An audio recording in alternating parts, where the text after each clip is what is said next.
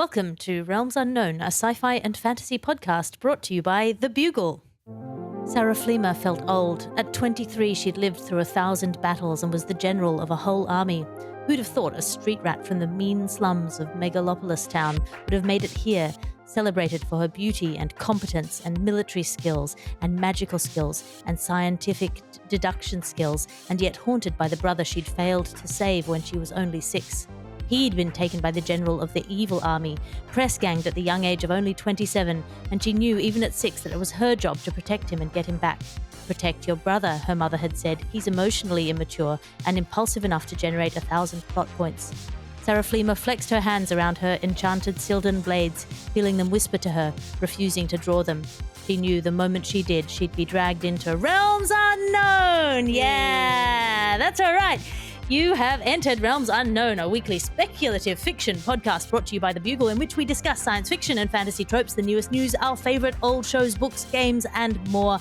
I'm your host, published author and comedian Alice Fraser, and my companion on this journey, the broodingly noble guard captain to my impulsive but driven princess, the scrappy street rat to my surprisingly egalitarian son of noble parents, the cool collection of knives to my upsetting collection of knives. It's Eleanor Morton. How are you? Hello.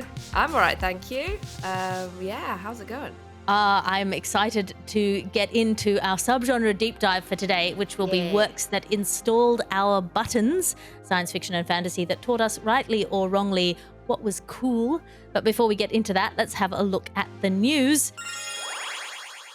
Henry Cavill has shared on Instagram a picture of his foot in a cast. Apparently, the production of Highlander, the movie which he was meant to be being presumably the Highlander in, has been called to a halt because he injured his foot during training. And are you upset about this? Were you looking forward to Highlander? There can only be one sequel. I am impressed that once again, the Highlander franchise refuses point blank to ever cast a Scottish person as the Highlander. I think at this point it's rude and it's on purpose. But I mean, they did let Sean Connery be Spanish, so who knows? Maybe they'll get I don't know, Robert Carlyle to be Argentinian or something, and then that'll be fun. That'll be a bit of It was the 90s. Everything seemed possible. They were doing race-blind casting for Much Ado About Nothing. They did accent-blind casting for Highlander. I was going to say, yeah, because, Sean Connery, obviously, he's going to be sounding like Sean Connery, whatever you put him in, whatever nationality you give him, so... I feel, it's really interesting because these are multi-million, now billion-dollar franchises, often these movies, and they all rest on the delicate metatarsals of one man. I know.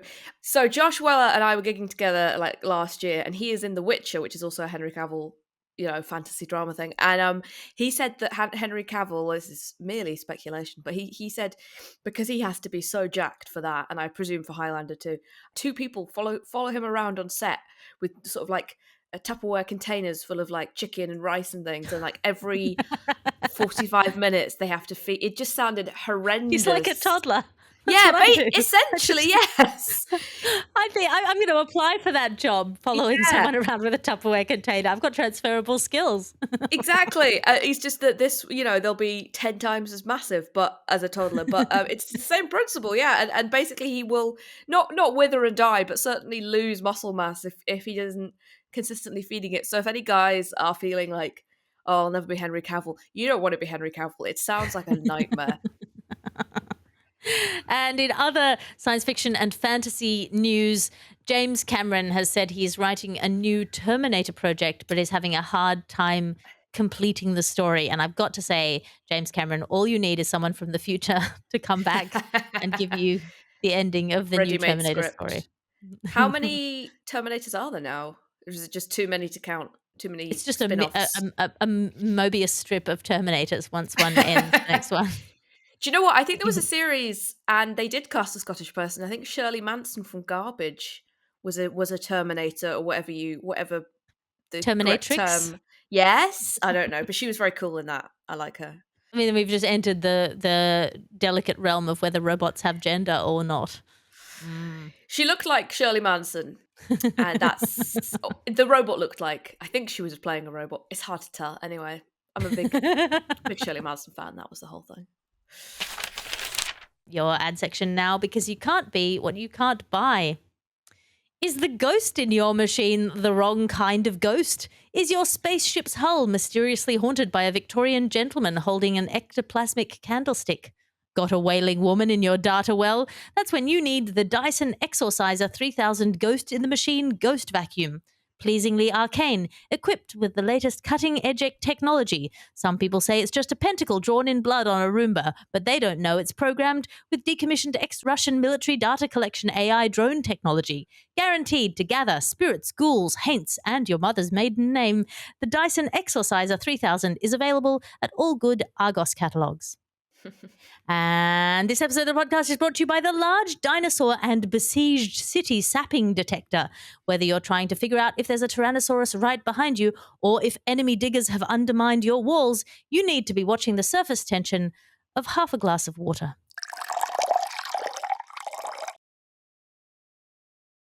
And that brings me to our segment, What Have You Been Putting in Your Brain? Eleanor, what have you been entering into that massive computer of a head you've got? I went to see a fantasy author do a talk the other day, Catherine Rundle, and Ooh. I have now, full disclosure, I haven't read any of her books. I went with a friend who's a big fan, but I'm now going to read her books because they sound great. The Impossible Creature series, I think it's called, and it's for kids. It's a kids stuff. So it was me and another adult woman, and then lots of children. So I felt very cool. But yeah, she's writing these incredible fantasy stories about this archipelago where all the sort of extinct and mythical creatures actually live. And she just did a great talk all about like the history of children's literature and fantasy literature and all this stuff and how it kind of applies to the real world. So I felt quite inspired by it, you know. That's so cool. You've also just outed yourself as one of my favorite kinds of people, who are the Oh people who no. just go along with a friend to a talk and then decide to buy a book on the basis of that. You've done two Yeah. things that I admire because most people just eat what's served to them by the algorithm. She looked like my cup of tea. She's written some stuff for adults as well, and she's written a book all about John Donne, the poet, who I was put off in high school a bit, but I might try and get back into. But the Impossible Creatures series, she's also an Oxford Don, so she's got all this sort of access to all these medieval manuscripts, and she puts all this stuff in like historical kind of writings about mythical creatures in her work and stuff. So she's really world, you know, talk about world building, perfect for this podcast. She's created this whole kind of lexicon of some things that she made up herself and something she drew inspiration from other mythical creatures. But yes, if you've got kids of the sort of 10 to 15-year-old range, I would definitely recommend checking out Impossible Creatures because I would have loved to have read that at my age, I think. Yeah, it sounds incredible.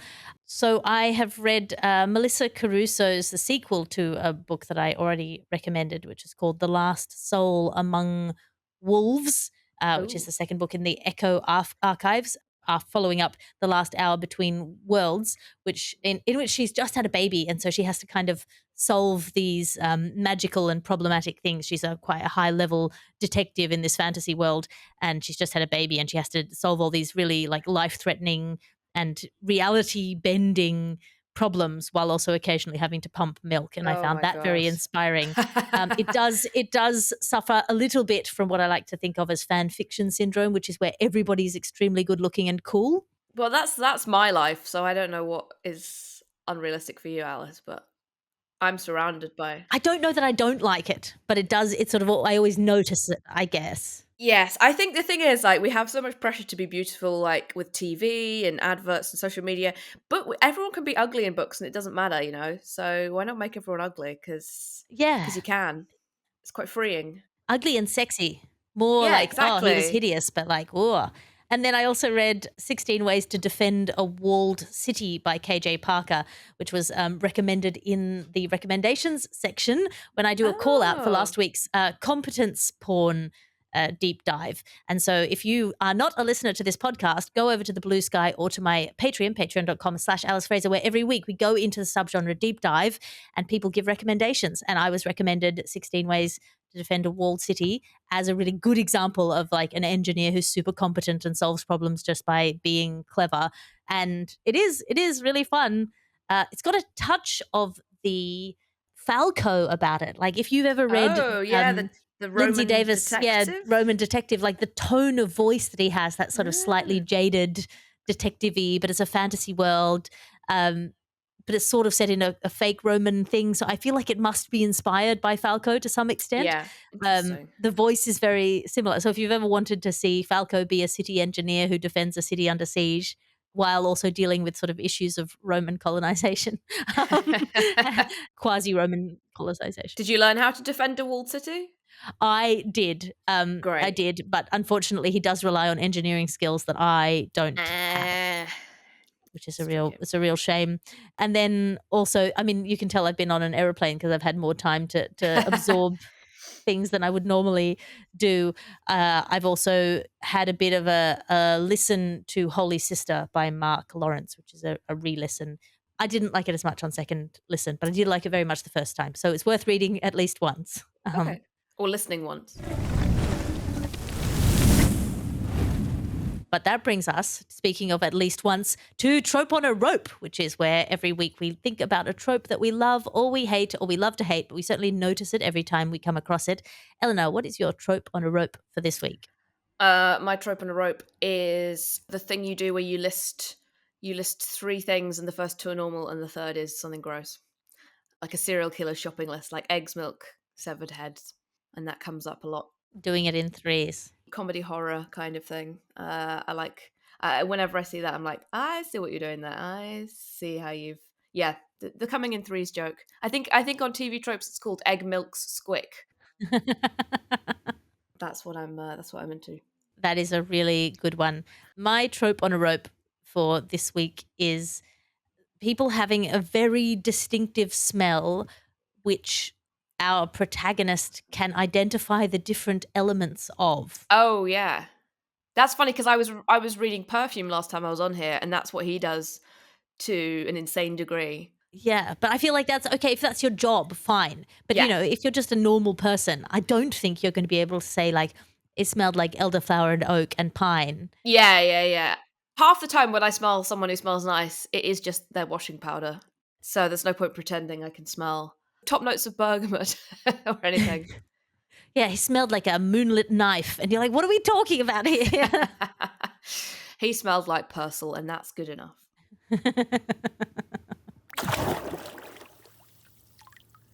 And that brings us to our sub-genre deep dive. Eleanor, this week we are going into the science fiction and fantasy that installed our buttons, the things that we thought were cool and maybe or have always since thought were cool that maybe Mm. are or aren't cool. So, for example, The Matrix taught a generation of young people that ankle-length leather coats Oh were my god, yeah. cool to wear. And I grew up in Australia, and I've got to say, an ankle-length leather coat on a Queensland goth might be the least cool thing that there has ever been.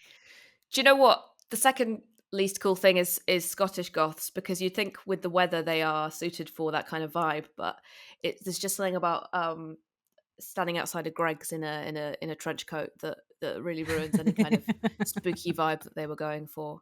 I was always a bit intimidated by the Matrix. I always thought it looked too cool for me, which says something about how cool I was. The world I thought was cool specifically was, I think, The Hitchhiker's Guide to the Galaxy and all the genre stuff around that. It was the first thing that made me think that space age stuff was cool, but in a sort of funny, offbeat way that didn't quite fit in to other things. Everything in that world made me want to go to space even more than something like Star Wars, which I also thought was cool. I think the food in those things is what I thought was cool. In the film of The Hitchhiker's Guide, which is not the best film of it, but it's very hard to film, to be fair. They have like a lightsaber knife that cuts the bread and toasts it as you cut it, and that did make me want to have one, even though it doesn't actually look that effective. For my whole life, as a result Yes, of reading fantasy, have thought that having knives is cool, which yes, it absolutely is not. If somebody tells you they have a collection of knives, it's yeah. not a cool thing. It's It's quite an not. upsetting thing, and occasionally, depending on their demeanor, a deeply worrying thing. But the Yeah, number of times that I have been stopped at customs or at security trying to get on an airport because I just feel like one must carry a pocket knife yes. because of the Oh number of yeah. fantasy woodsy things where they have a knife and they do things, or particularly things like swallows and Amazons Oh my where god, yeah. they've all got pocket knives and they're using them for making arrows or marks on wood or tracking Yeah. themselves through the forest. And I just feel like, carrying a knife to me makes me feel competent in a way that my knife skills do not at all carry out or follow through on. Yeah, because the thing is, in those worlds, you do need a knife or multiple knives, but in this world, you don't. And so, yeah, it's like, why would you have? But that's true. I have a Leatherman because I also think having a knife is a bit cool, and it has been useful. It's not like it's not been useful, but most of the time, it's just it's just something to get you stopped at airport security. I very briefly worked at Westminster, and I used to genuinely forget every single day that I had a penknife in my bag, and it would get confiscated every single day by security, and then I'd get it back at the end. I genuinely forgot every time. It was very stupid. But they must have thought I was like, she keeps trying to bring a knife into Parliament. We should check up on her. Well, I'm old enough now to remember pre 9/11 travel Yeah. where they would just profile me and go, wave me right on through, no matter what number of menacing blades I was carrying in my banjo case. They'd be like, I'd be like, oh, I need it for my banjo. And they'd just wave me through. White women are the people that terrorists should really employ because we could get away with most things. It's so true. I think watching, it's not necessarily fantasy, but any Victorian era media also made me think that fingerless gloves were really, really cool, and that I should wear fingerless gloves, even when it wasn't cold or necessary. In fact, especially then. Yeah. Why did the Victorians even need fingerless gloves? They weren't texting. High No. five. High five. Hey, she's a joke. Modern jokes for people who have phones. And I think I did cut the fingers off some gloves at one point. But I think I was going for like a kind of sort of tramp chic. Is that offensive to say? I don't know. But that was, it was like being sort of like in real life, being an orphan in Victorian London would be horrible. But in my imagination, spurred on by 60s musicals, it would be really fun and cool. And wearing lots of layers would be great and not full of lice. Yes, that's true. I'm pretty sure also that from a combination of The Fifth Element and a Blade Runner, I Yes. conceived the idea that rude men were attractive. Oh my god, yeah. And it took me a 100%. little while to unpack that. That was a bad button to have installed. Someone would be mean and you'd be like, "Oh, I wonder why," rather than he can go himself. Any man played by Harrison Ford. Yeah. All three of his big things, he is a bit of an asshole. And I think apparently in real life he's very nice, which is nice. But yeah, he always plays like a rough, tough, cool guy who is really rude to you. And rom-coms as well. They installed in me that you should, if a guy, just because a guy's mean to you, doesn't mean he doesn't fancy you. And if he does fancy you, just because he's mean to you doesn't mean you shouldn't go out with him because he fancies you, and that's the most important thing, more than him being nice. Yeah, yeah. Yeah, and I think, we're going into a subgenre deep dive, so we We should are, give we are. some specific recommendations. But Yes. generally, I think the idea that somebody being willing to sacrifice a great deal for you being an Mm, attractive trait, rather than them, for example, being willing to do the dishes for you. yes, the small things. Yeah, because like, is being frozen in carbonate, whatever it is that actually helpful? Carbonite. Yes. Carbonate sounds like fizzy water. I was like, oh my god, what is he even frozen in, and is it a real thing? I don't know, but he's frozen. I mean, it's not. It's certainly not carbonated water, but It's I not. He's I not think in that's a. funny. It is that would be a very different plot to the film. But yes, a big sacrifice for you. But is it for you or is it for them? That's the question. That is the question. And I think then also my ideas of female attractiveness were probably set at about that age as often just being like quite stupid. Oh, that's interesting. Mine were very much around the idea of being a bit sort of gutsy and rebellious, but also quite pretty and helpless at the same time. Yeah. Like Keira Knightley in the Pirates of the Caribbean films. I've articulated this badly. Yes. So, for example, Yeah. being in a situation where it will not at all help you to be sassy and spunky and talk back, Yes. but But be doing it. compelled. to do that anyway, when that's like clearly not the right, like, have they never heard of Yeah. appeasement or fawning as an option? She's just so rebellious and cool that she can't help it, and that's cool and not dangerous or stupid. Yeah. Yeah, it's like she's street smart but doesn't know when to shut up, and you're like, isn't the whole point of street smarts knowing when to shut up? Yes, Like, very true. Very true. Yeah, and also if you're rude enough to people and sort of sassy enough to people, they'll still see that underneath you're a good, lovely person who deserves love. yeah, they'll respect your courage. Yeah, but they won't. They won't. In the Blue Sky call out, we've got one person who said, I feel like every Stephen King protagonist took their pills dry without a sip of water, and I thought it was the coolest, hardest thing ever. Oh my god.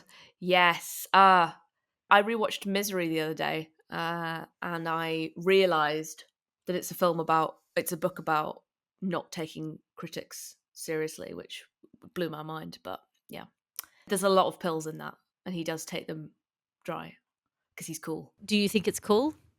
No, no, but I'm sure there's something else. I'm sure there's lots of other things from things like Stephen King books. Oh, I know. Girls who just jump into jump into rivers without testing the water first, that kind of thing. Yep. Yes. That's very cool. And also, oh, I know, being the only girl, this is so toxic. Being the only girl in a group of boys, that's cool. Which is a lot of Stephen King. Was that Famous Five as well? I mean, that's so many different books. It was just all media was you can be a girl, but you Lord only of the Rings. Yes, 100%. Yes, there's only one girl in this, and she's the coolest, most beautiful girl in the world. And if you're not that, then you can't be in this. That was the rules, basically, for everything I read and consumed.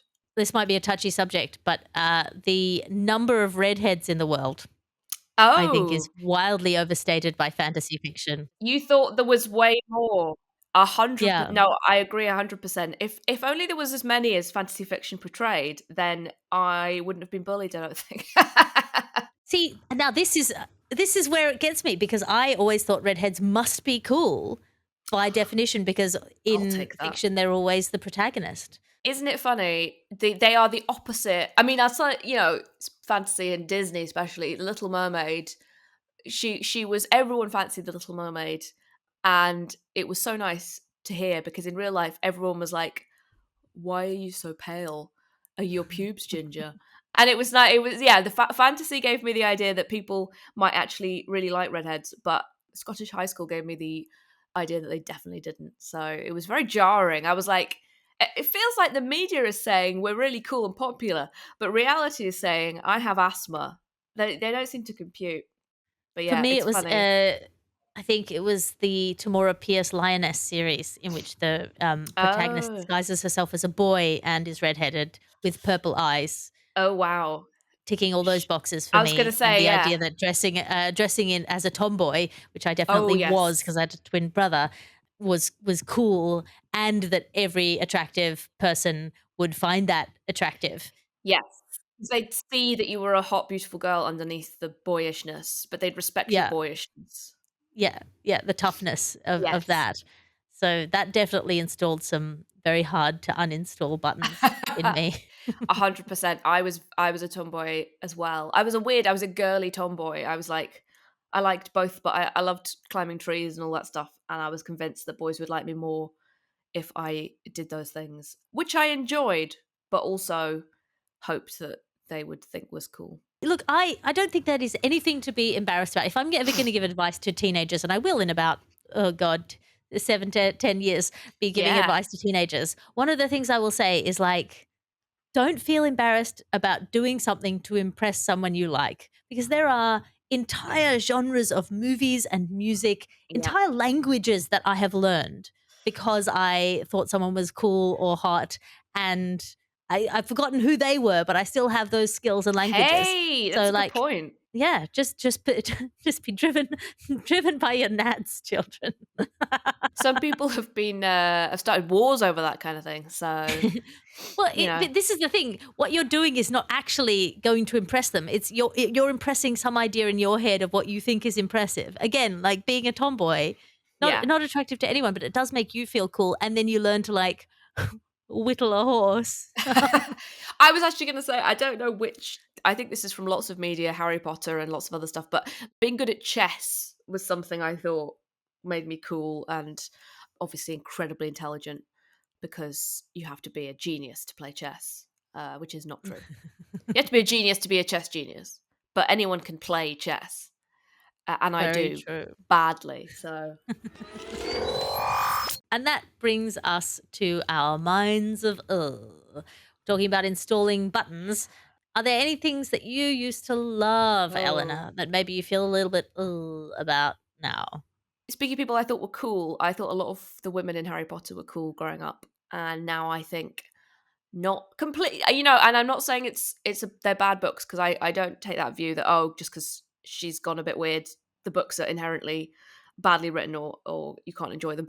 But I will say, looking back at a lot of the women I thought were cool in the books, I now see as written in quite a negative way as women, and I think there was a quite a trad wife vibes in a lot of what as much as Hermione and people like that were sort of lauded for being intelligent, there was quite a sort of wives and mothers are good and other women are crazy bitches.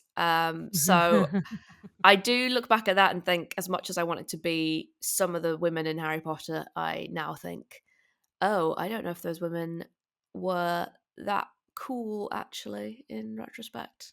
I don't know if you've ever read Harry Potter or you managed to swerve it, but My grandmother was super into it, and so I read a few of them, but oh, I think I'd read enough kind of wizarding school books that they didn't really exactly. stick out to me Yes. in the whole kind of I was like, I think I enjoyed them, but I didn't really get on board with the hype about them.